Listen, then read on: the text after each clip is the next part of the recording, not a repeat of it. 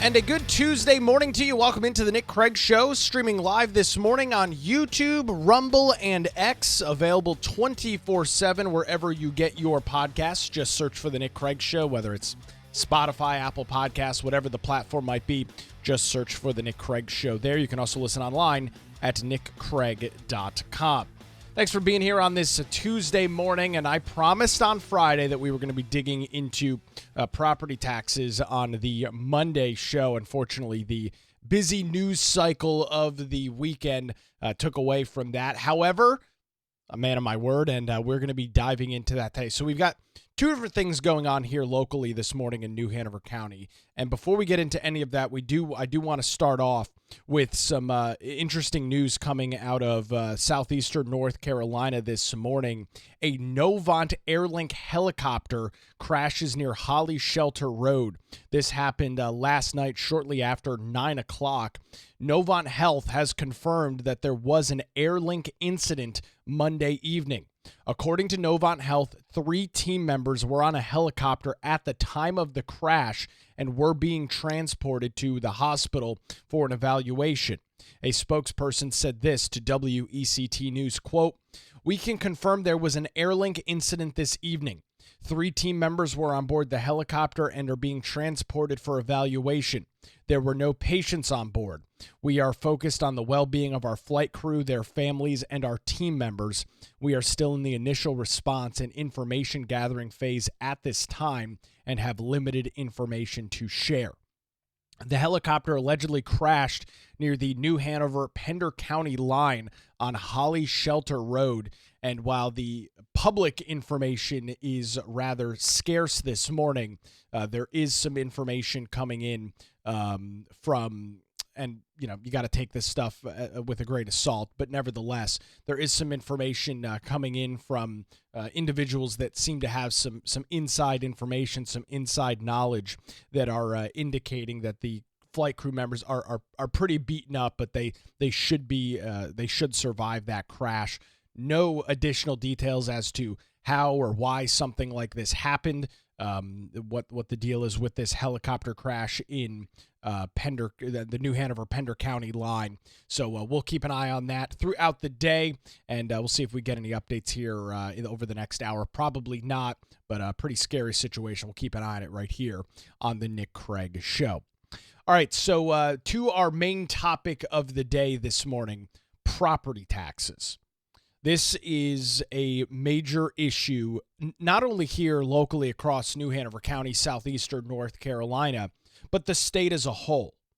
North Carolina has seen an absolute boom in its population over the last, you call it about 20, 25, maybe even 30 years. There's been a massive boom in the population of the state of North Carolina.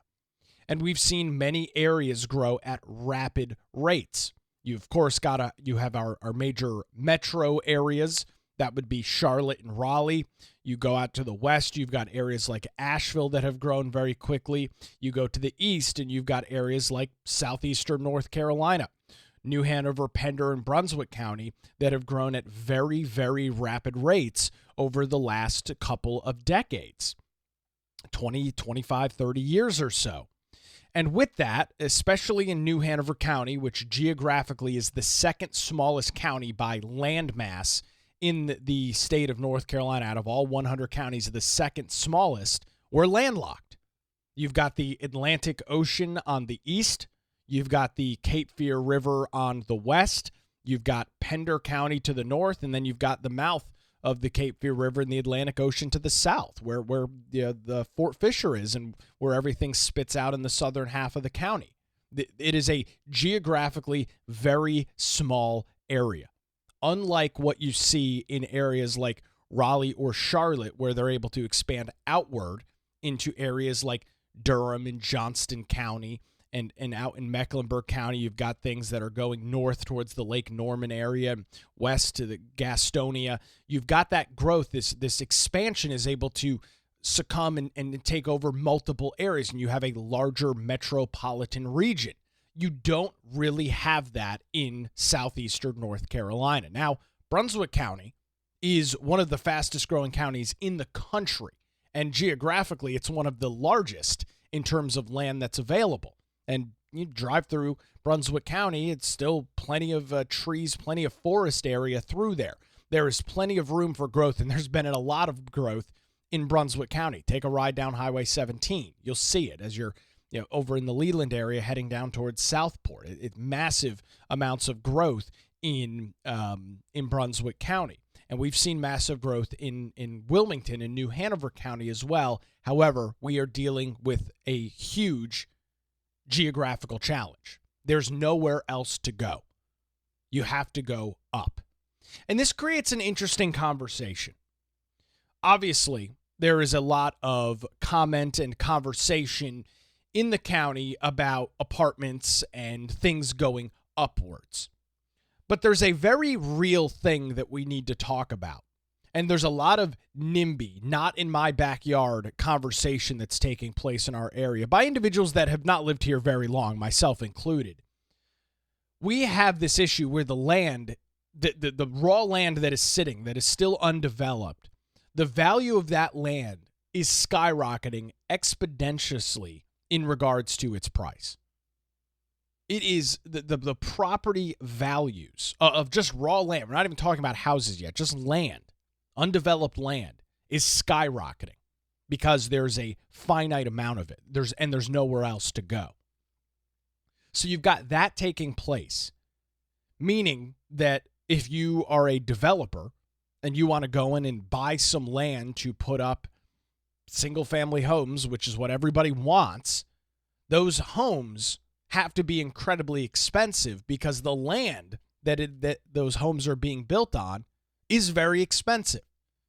You've got this problem. You can't build a home on land for $250,000. The land is too expensive to justify the cost of that home. So you build a home that's $750,000 on that piece of property to, as a developer, recoup your costs of buying the land and building the home and selling it. So that's the overall picture that we've got right now. And that's why you're seeing density taking place, building up instead of out. Because, again, there is a problem with the amount of land that is available. So the real estate market has experienced unprecedented growth since the last property reevaluation, which happened in 2021. That's the last time that properties were reevaluated. We do property evaluations every 4 years in New Hanover County. Now, according to the tax administrator, Allison Snell, residential values increased 67.23% on average, and commercial property values increased 66.9% on average, bringing the overall rise to 67.15% on average since these reevaluations were done just 4 years ago. The median change for both sectors was a little over 59%. However, the median increase is different from the average, which reflects the area's price point, where half of the homes sell for more and half sell for less. This is no surprise to anybody, but the county's beach towns experienced the highest average increase. Wrightsville Beach, 77%. Curie and Carolina Beach, 73%. The city of Wilmington, 63%, while the unincorporated parts of the county, of which where I live, and most of the northern half of the county into the Castle Hayne area, all unincorporated, that grew at a 67% rate. Allison Snell told the New Hanover County Board of Commissioners, quote, "There was a lot of people looking to move to the beach, and they're willing to pay for it." Now, this next figure is pretty shocking. The county's average home price is now valued at $581,000. That's the average, with the median being $411,000. Thus, the average home value bill is going to be somewhere in the ballpark of $2,600 this year, based on the current tax rate of 45 cents per $100 worth of valuation. Now, we'll get into that little piece coming up, but if things stay exactly where they are right now, the current tax rate, 45 cents per $100, your tax bill would be average tax bill would be $2,600. If your home is valued between $400,000 and $500,000, which is where most homes are right now.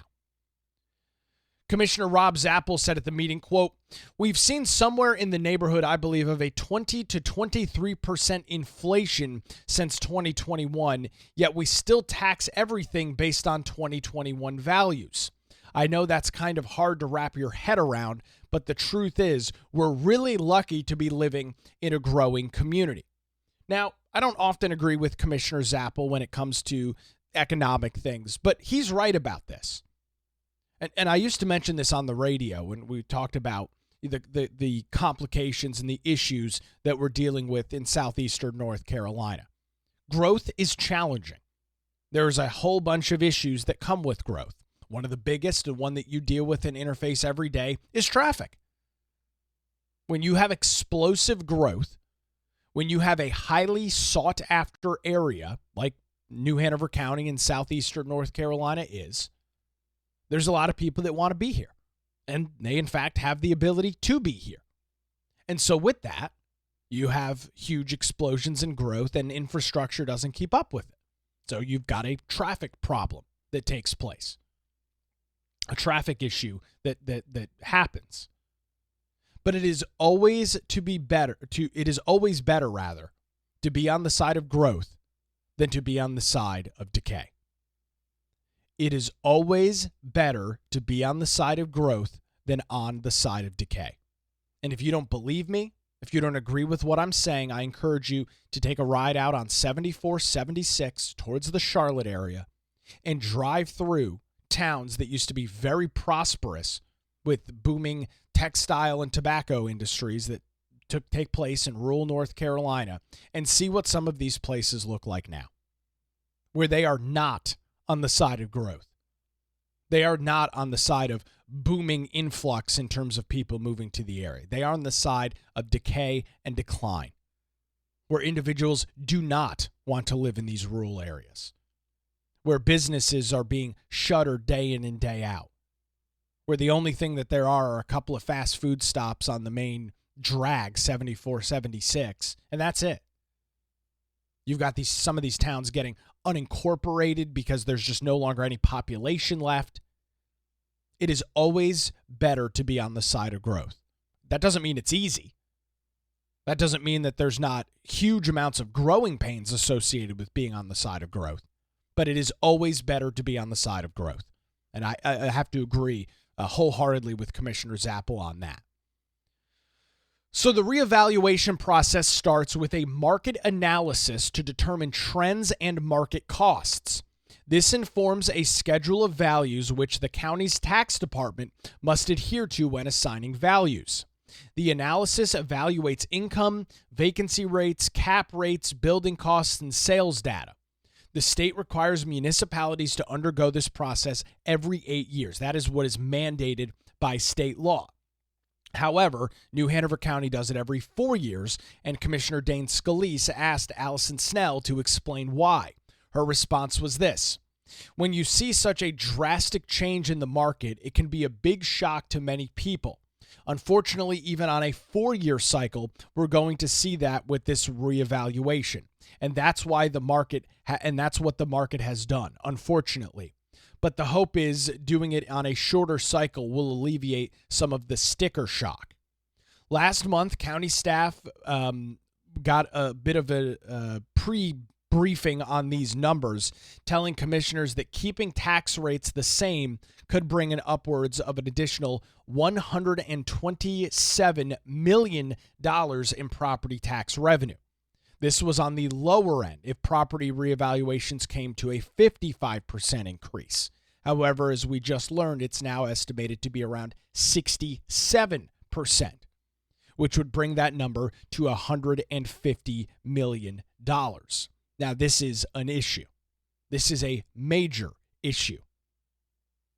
Why? Because the second government sees the opportunity for more money without having to do anything, or they don't have to raise taxes to generate an extra $150 million in revenue. They don't have to change anything that they're doing right now besides conducting property reevaluations, which they do on a 4-year cycle. They don't have to do anything, and they have an extra $150 million to spend. That is incredibly damaging and dangerous for citizens of New Hanover County. When you say to government, you might have an extra $150 million, the second that is understood, that money already starts getting played with. Now, it's not allocated. We have not gone through the budget session yet. But already the calls, the emails, the conversations start as to how we can spend that $150 million that we now have. Because it's free money.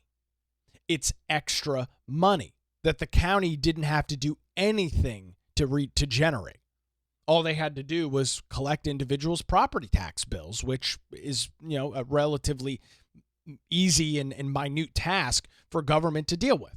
Just collect people's property taxes. Most people, if you've got a mortgage payment, you pay it through your escrow. It's paid by the mortgage company. You don't see the bill. You don't get it. I mean, now you may get it in the mail, but your mortgage company takes care of it. So it's a relatively easy way for counties and governments, in this case, we're talking about a county government, to get a huge influx of cash without having to do anything. Because there's no negative press in regards to raising taxes, because they didn't raise taxes, right? 45 cents per $100 of valuation.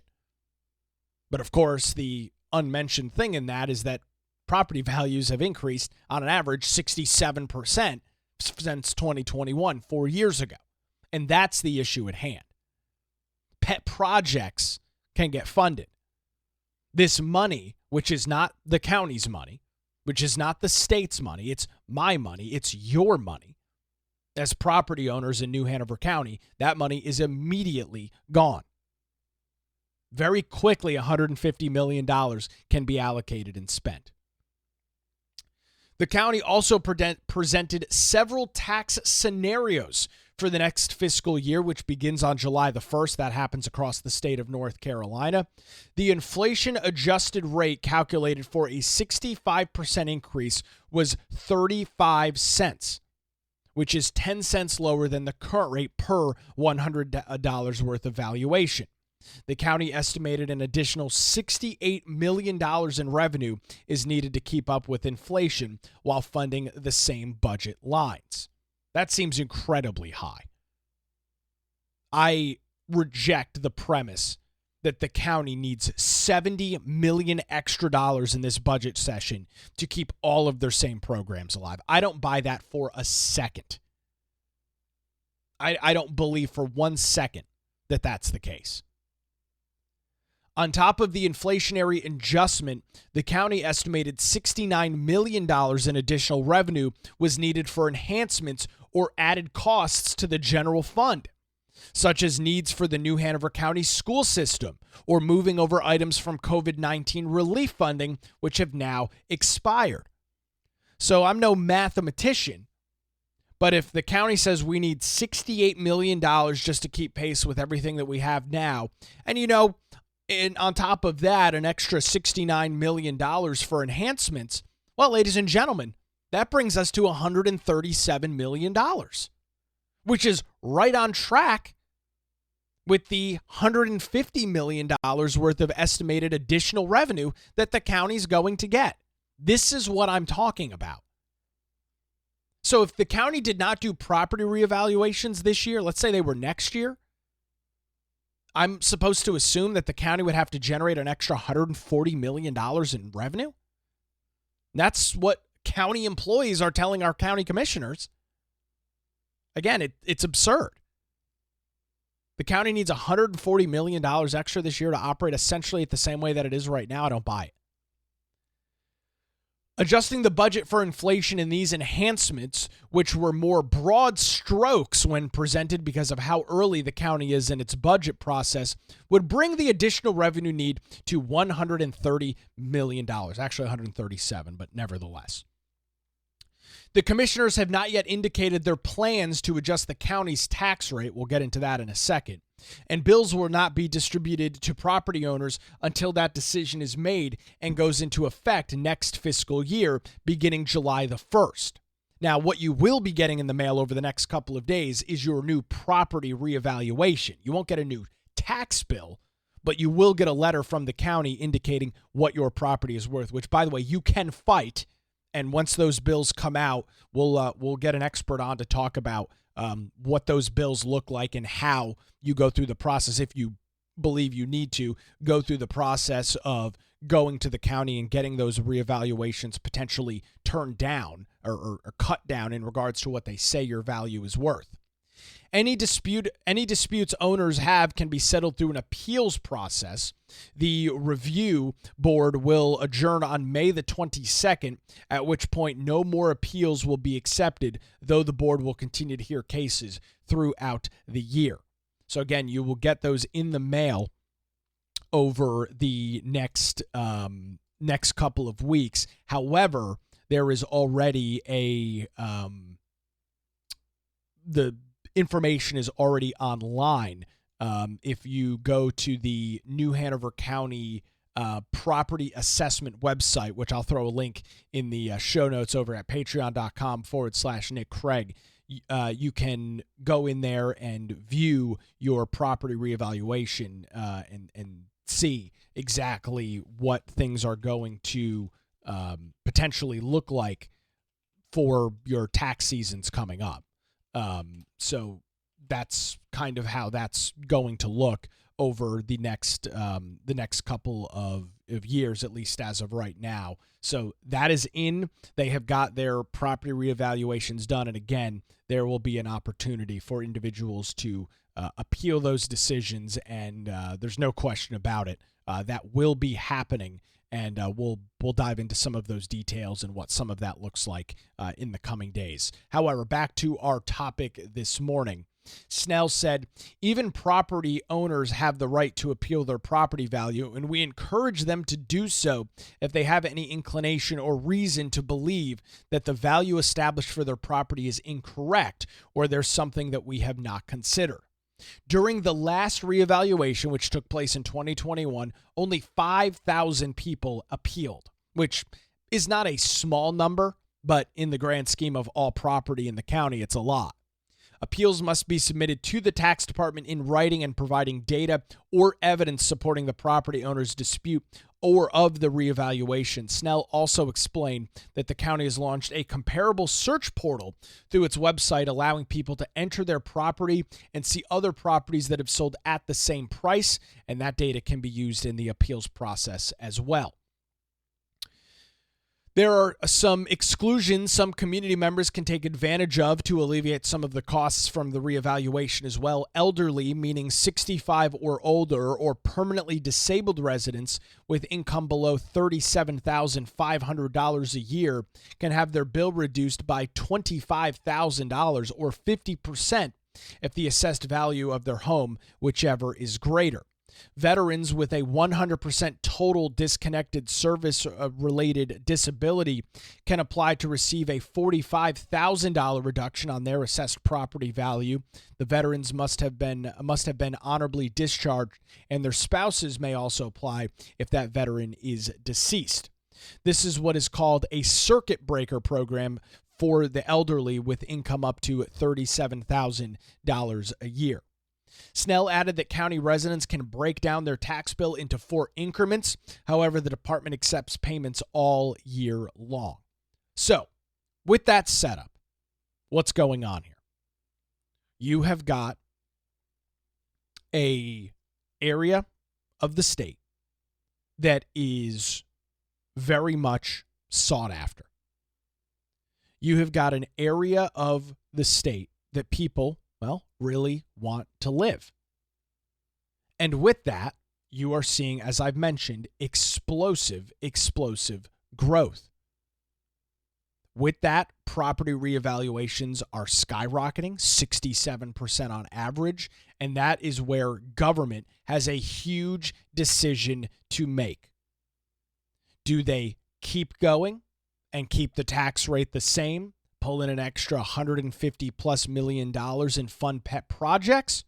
Or do they cut the tax rate to get things back to, and a term you will hear likely a lot over the next couple of months is revenue neutral, where they cut the tax rate back to a number in which they are generating essentially the same amount of revenue from property taxes. That is the decision that government is going to have to make. Now, fortunately, for residents of New Hanover County, we do have three Republicans on the Board of Commissioners. You've got Commissioner Dane Scalise, Commissioner Leanne Pierce, and the chair of the county commissioner in Bill Rivenbark. So we have three Republicans.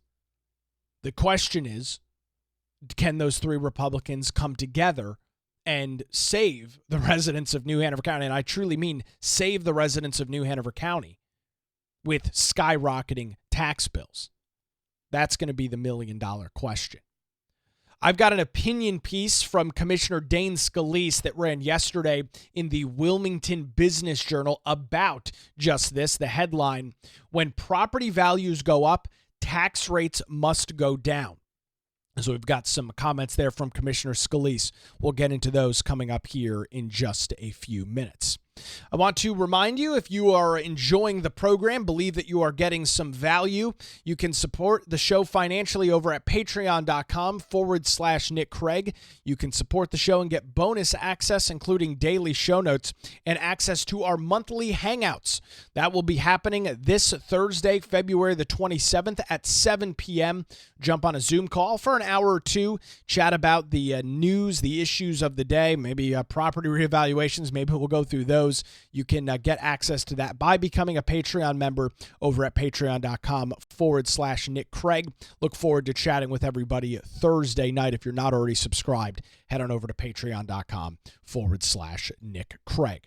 We will dive into this opinion piece from Commissioner Dane Scalise on these property values and how taxes need to be handled going forward. Coming up after this, you're listening to The Nick Craig Show, streaming live this morning on YouTube, Rumble, and X, and available 24/7 wherever you get your podcasts.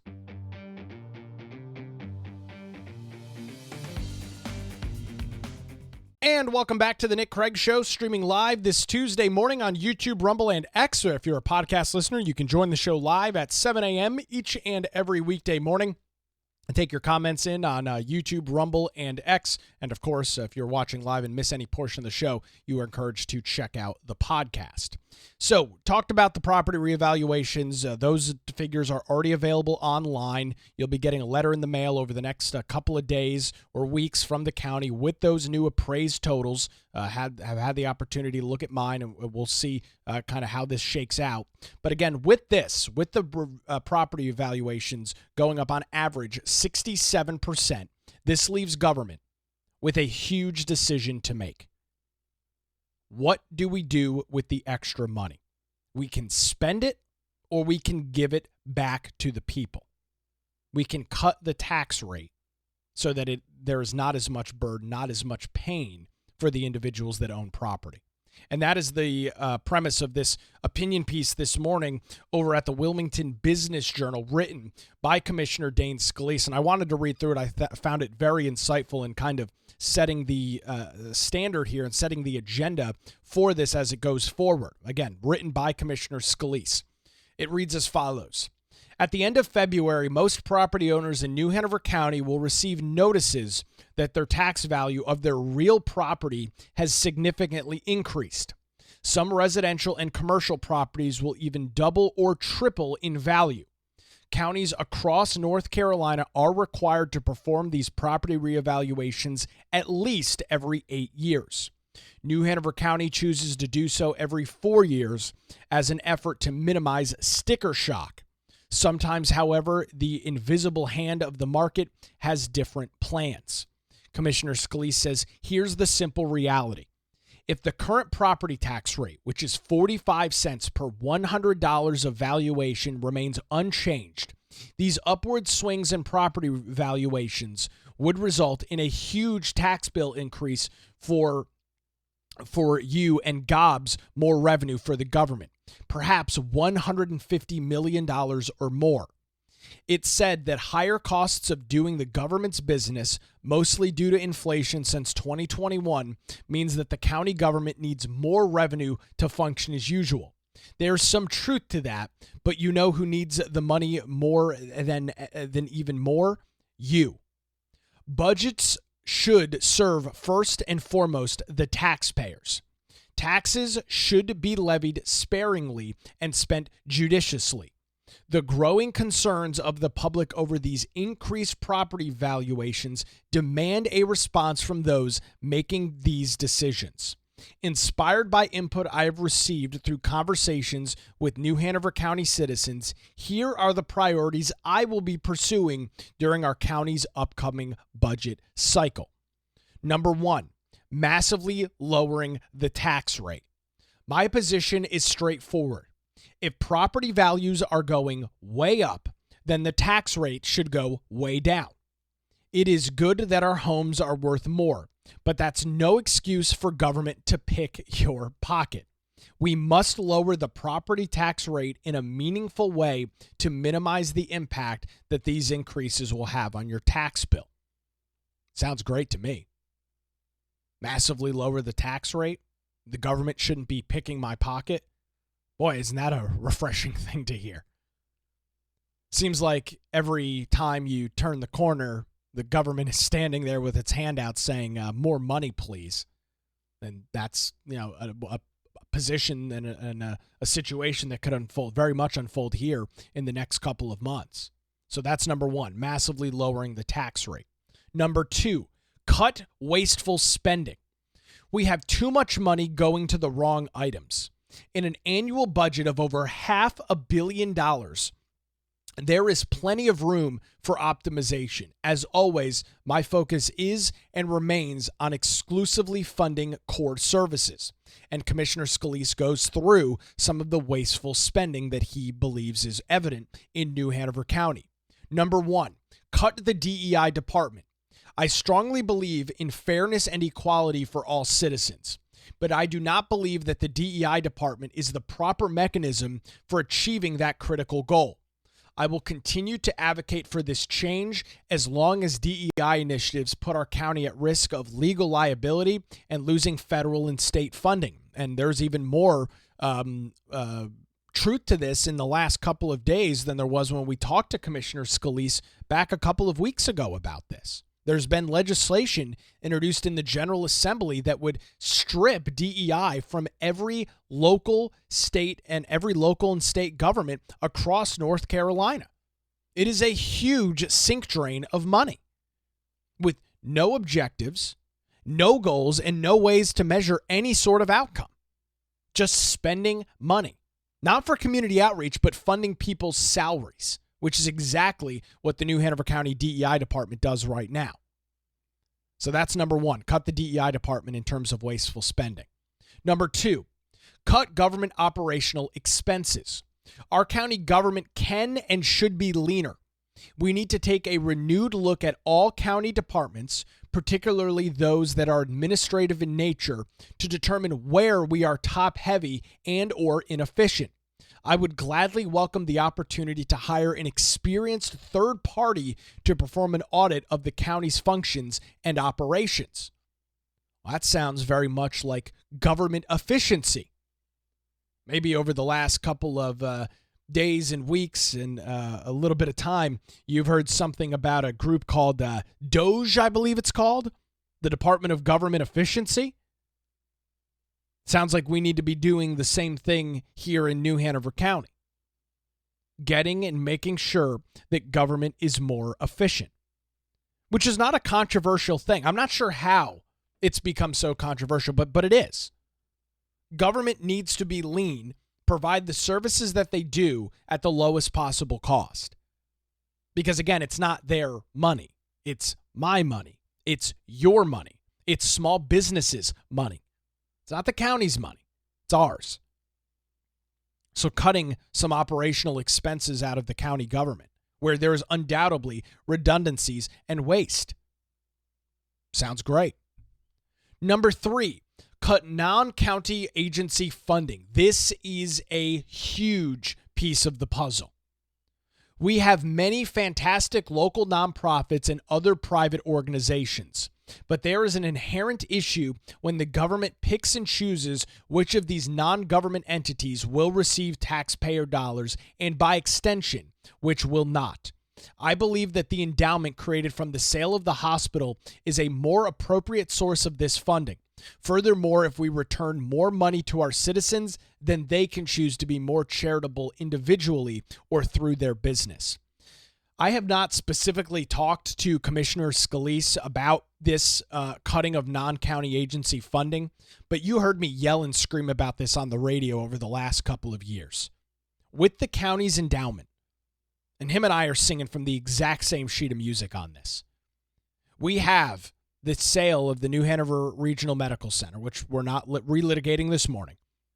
But you have got an endowment there that is generating tens, if not hundreds of millions of dollars a year in interest over the $1 billion sale. That is the group that needs to handle nonprofit funding. I don't think county and city governments should have ever been in the position to fund nonprofits. Never. They have been. That needs to stop. We have a source of revenue now that does not affect taxpayers, that does not immediately affect something like your property tax bill, whether you're in the city or the county.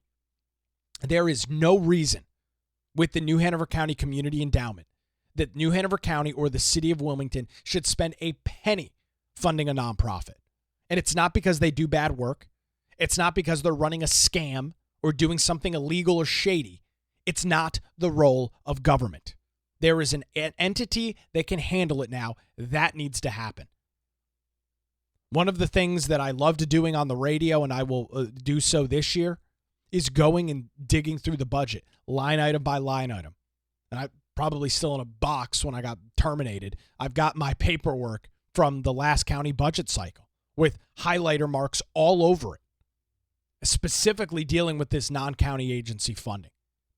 Hundreds of thousands, if not millions of dollars a year being allocated to nonprofits in our community getting taxpayer dollars. We have an avenue and a vehicle for that to be dealt with now. The county shouldn't do it anymore. Phenomenal idea by Commissioner Scalise. So those are some of the ways to cut wasteful spending. We now head on over to number 3, increase funding for core services. Your tax dollars should be spent only on the most worthwhile, critical government services. Those include things, according to Commissioner Scalise, as increased funding for students and teachers. Last year, despite numerous budgetary challenges, the county budget provided the largest amount of money it ever has for our school system. This year, I want to do so even more, including more pay for teachers and more funding for Cape Fear Community College. That's number 1 in increasing funding for core services. 2, increased funding for veteran services.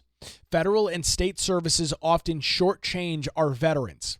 The least we can do at the county level is ensure that the 15,000 veterans living in New Hanover County receive the best customer service we can offer. Core government service, all in favor of it. Increased funding for law enforcement and first responders. There should never be any doubt that those on the front line of public safety have the resources they need to keep us safe. Law and order, funding, law enforcement, first responders. That includes things like fire service. Absolutely. Increased funding for senior resources.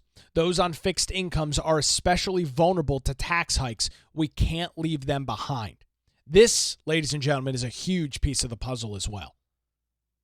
You have individuals that have lived in the city of Wilmington, bought their house 40 years ago, 30 years ago, whatever, and have had their property values go up by hundreds of thousands of dollars. Homes that were bought for $150,000, $200,000 30 years ago, now worth over $1 million. The tax bill on $1 million house is completely impractical for individuals that have been and are retired and living on very fixed incomes through things like Social Security. If they didn't work for a place that had a pension system, or they didn't invest into a retirement account privately, all they were living on is Social Security. You literally tax them out of their homes with these property reevaluations when government does not cut the tax rate. It's ridiculous. We cannot, I agree with Commissioner Scalise, you cannot leave those individuals behind. as well as increase funding for sustainability measures. Now, right now, is the time to invest in thoughtful planning for our future. This means more investing in green space and adaptive reuse. Current and future generations need us to be very thoughtful and deliberate about how we approach this important issue.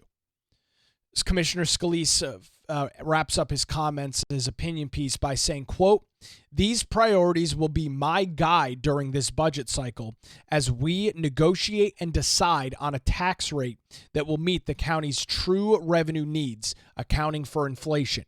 While I am only one of 5 county commissioners, I will never stop using my voice and my vote to advocate for what I believe is the best interest of those I represent." A phenomenal opinion piece from Commissioner Scalise.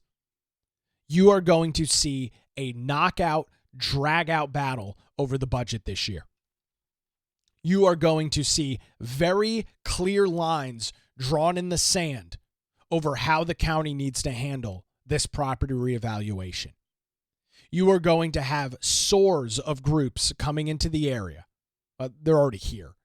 But you'll have various groups coming in pleading with the county commissioners that they don't need to cut taxes, that there's so much need in our community, and that they are best to spend that $150 million worth of extra revenue that they're going to generate.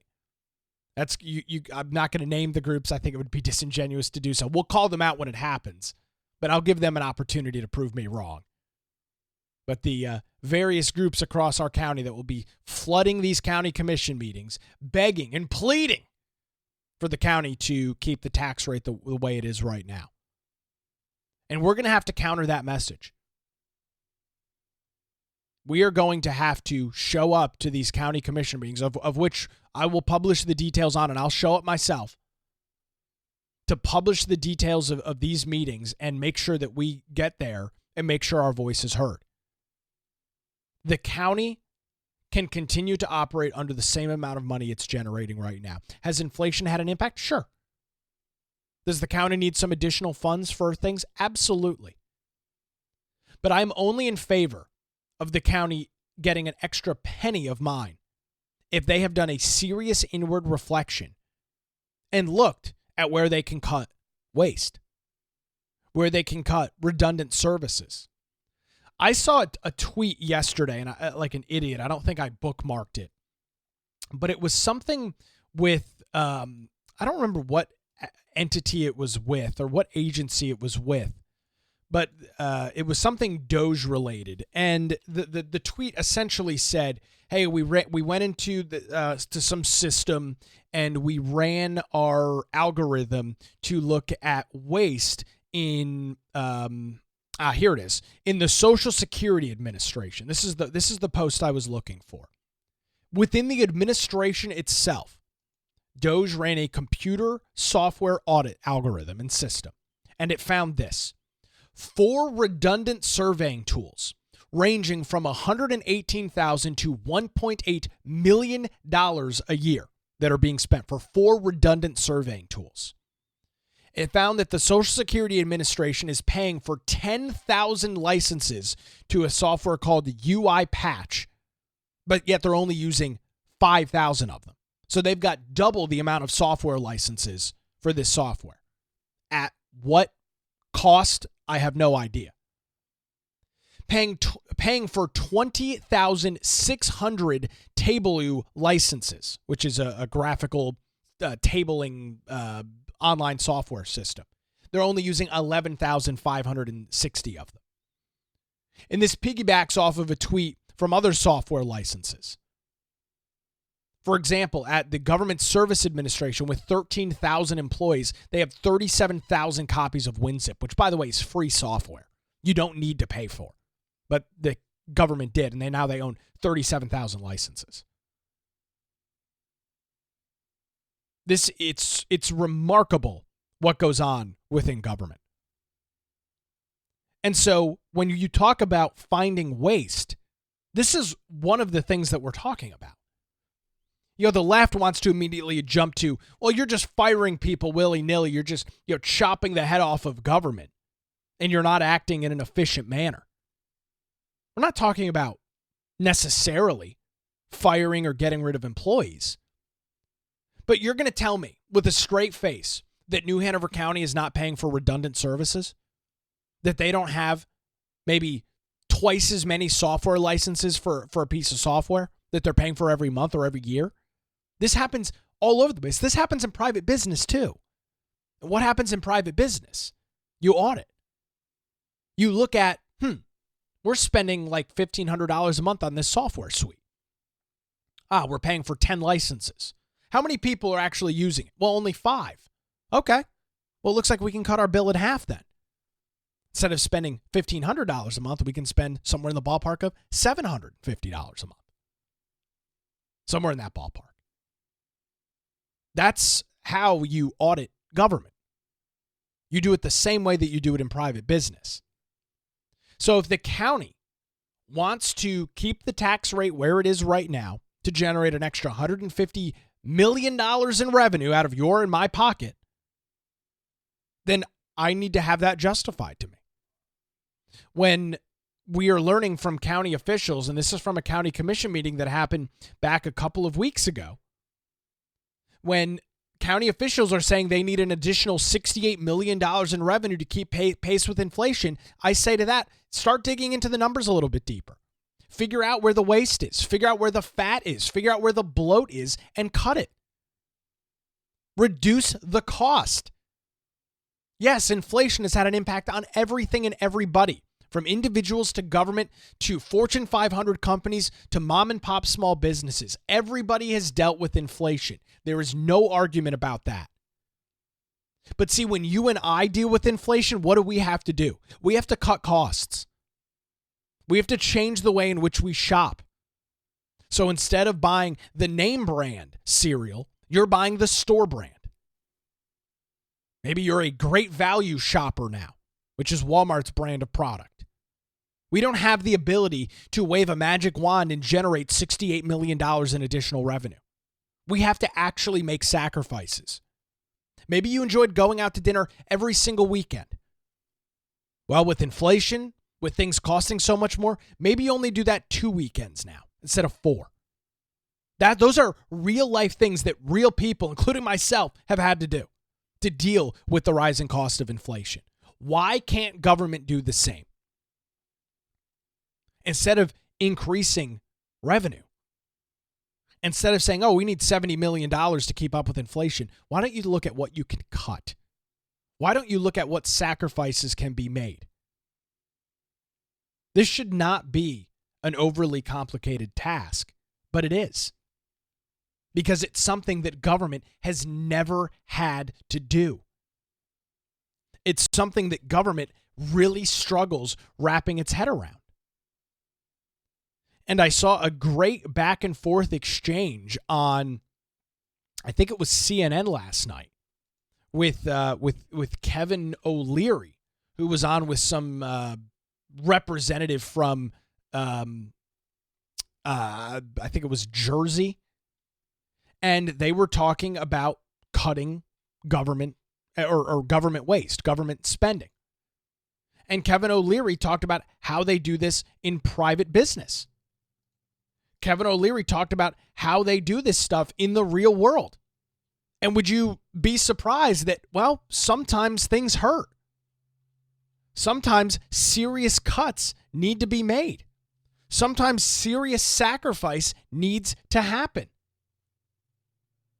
And this is a really tough thing for government to wrap their head around. This is the exchange last night on CNN with Kevin O'Leary, with this idiot from New Jersey, talking about government waste, government spending, and what's going on with DOGE. Take a listen. Yes, you can't be surgically precision. There's no way to be surgically precision in this. You have to cut more because you just don't know. There's no way to do it. Remember, we've never audited government for 100 years. Never done this before. You may not like it. Tom doesn't think that's right. Tom, what's your reaction to that? The government's not audited. Every agency of the federal government, it helps to know some things if we're going to have this debate. Every agency of the federal government is audited by independent inspectors general. USAID was audited over 60 times last year. And one of the first things that Donald Trump and Elon Musk did was to fire all of the inspectors general. They fired the auditors, and they put in charge this billionaire with his 50-child intern. Now, let me stop with this jackass from New Jersey. If government is audited every year, how the hell can the Social Security Administration have twice as many licenses for a piece of software than that are actually being used? If you're going to go on national television and claim that government is being audited, it's being audited every year by independent inspector generals. What a waste of money that is. Why the hell are we funding inspector generals to audit companies when we're finding out that the Social Security Administration is paying for 10,000 licenses for a piece of software and only using 5,000 of them? What the hell are you talking about? Government is being audited. This stuff can't exist if audits are happening. But they're not. They're not. This is the kind of crap that exists at the federal, state, and local level. When you have a streaming service that you don't use anymore, what do? You stop paying for it. You want to watch a show on HBO, you subscribe to HBO for 2 months, you pay for it, and then you cancel the subscription because you don't want to spend the money on it. That's how every person operates. Federal government, to hell with it. We'll keep paying for 10,000 licenses of this UiPath software. We'll continue to pay for that. And, it doesn't matter that only 5,000 people are using it. It's not our money. So who cares? Let's get some more insights from this jerk from New Jersey. Interns who know absolutely nothing about the federal government. And Kevin, like what you're talking about, it might work for a company that makes widgets, because we can do without the company that makes widgets for a few months while you get in there and you restructure it. You can't do that to the FAA unless people aren't going to fly in planes for the next 4 or 5 months. You can't do that to the Defense Department unless you don't want to defend this country for the next 4 or 5 months. It's ridiculous that we're even having this argument. And I'm someone who believes there is waste in government and there are ways to get at it, but not by firing everybody first, shutting things down while you investigate. Do the investigation, work with Congress, work with these employees, do it right. It's been done before. It's not been done before. This congressman from New Jersey is a liar because it's not been done before. I'll pull up the tweet again for you.